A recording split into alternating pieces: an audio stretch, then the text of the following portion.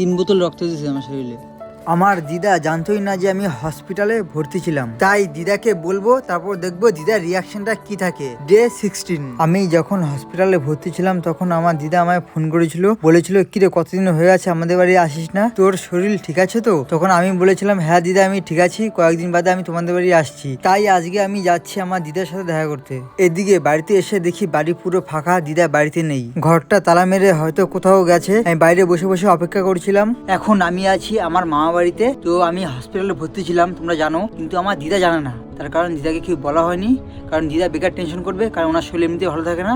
তো আজকে আমি বলবো যে দিদা মাঝখানে আমি কয়েকদিন হসপিটালে ভর্তি ছিলাম, তো দেখি দিদার রিয়াকশনটা। কিছুক্ষণ ধরে অপেক্ষা করছিলাম, তার মধ্যে দেখি দিদা চলে আসলো। তার কিছুক্ষণ বাদে দিদাকে আমি বলি যে দিদা মাঝখানে আমি হসপিটালে ভর্তি ছিলাম, আমি সোমবার থেকে হসপিটালে ভর্তি ছিলাম, তুমি যেদিন ফোন করছো তখন আমি হসপিটালে ভর্তি।